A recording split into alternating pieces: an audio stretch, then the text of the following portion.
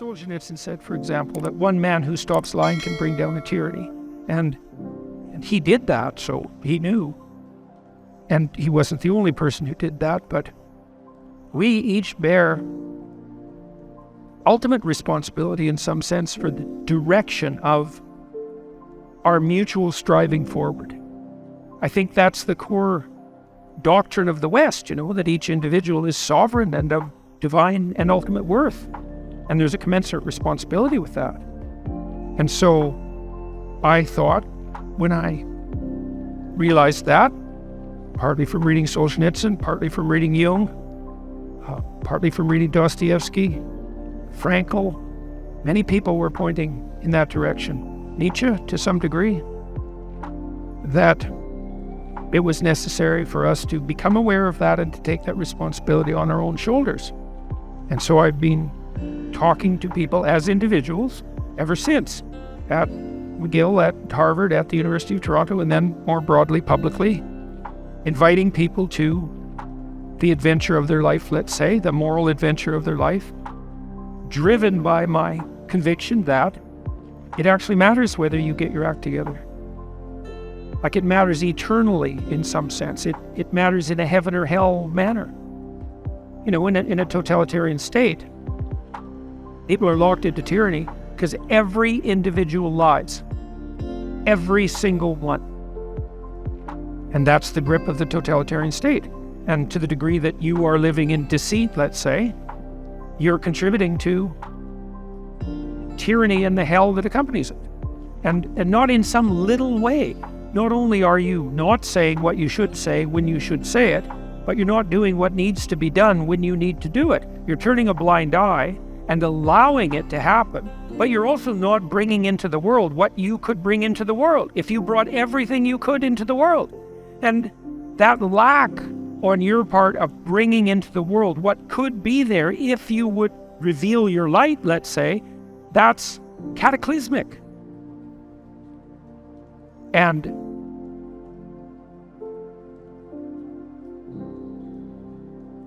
that's a painful realization. But it goes along with being a locus of divine worth. And so, I believe that.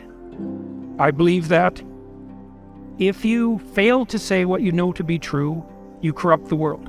You corrupt being. If you lie, you corrupt being. Corrupted being is hell.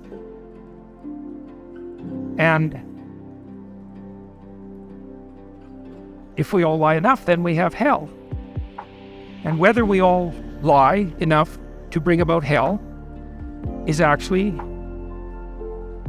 dependent in much larger part than it's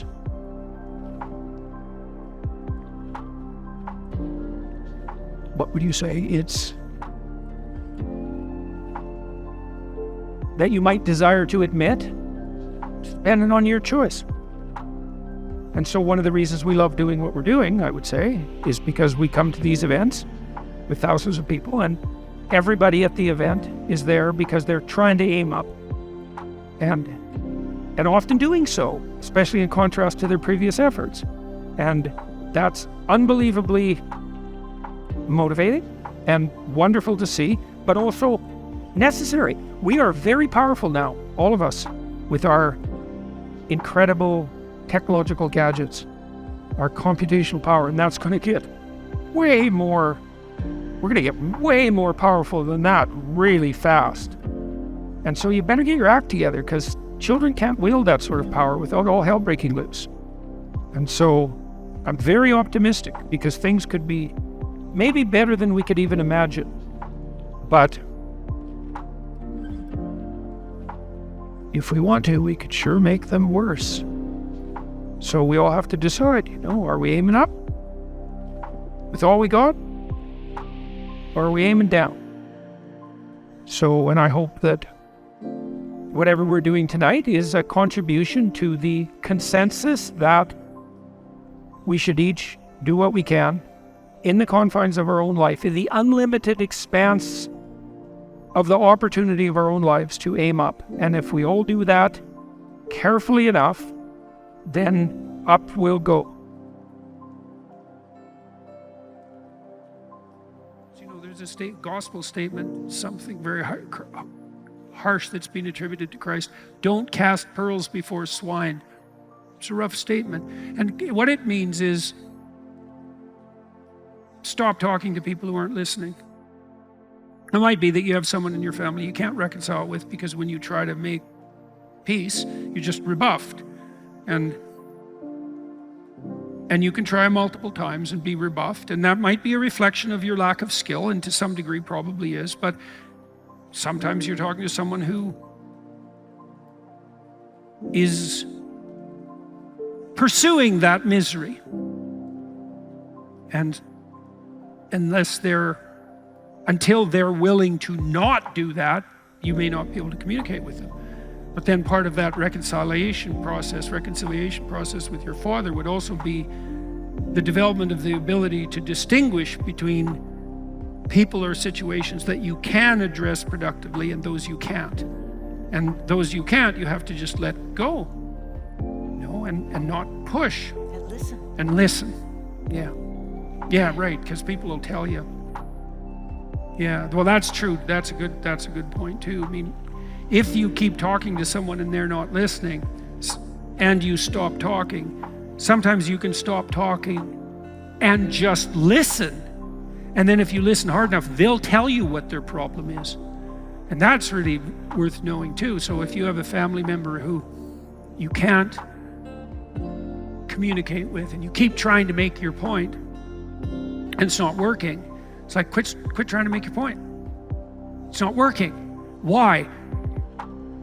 You're not talking to who you think you're talking to. They're not hearing what you think you're saying. You're not where you think you are. So then you think, okay, where am I? The answer is, well, you don't know. You've got to start to explore. How do you find out where you are? Listen to them. Don't offer them your opinion at all if it's not working. Just listen. They will eventually tell you what they're up to. And not only will they tell you what they're up to, they'll tell you how you could fix it. And that's really something to watch when you see it happen. So that's a good rule of thumb. You try 3 times to reconcile yourself to someone, with someone, you just hit a wall. It's like, quit talking. Quit talking. Listen harder. If that isn't working, listen even harder. They'll reveal themselves, and then you'll be able to figure out what to do. And that's, again, assuming that they're not aiming down. And now and then you run into someone who's aiming down hard, and you just have to let them hit whatever they're aiming at hard enough to either kill them or wake them up. And often there's not much you can do about that except try to be a good example, and to be available if they do need to reach out. So imagine you got 6 or 7 people in your family you want to reconcile with. You can try it with a couple of them. If you're making some progress, good, you can walk down that path. If you're being rebuffed, it's like, well, that's not a door that's open to you at the moment. So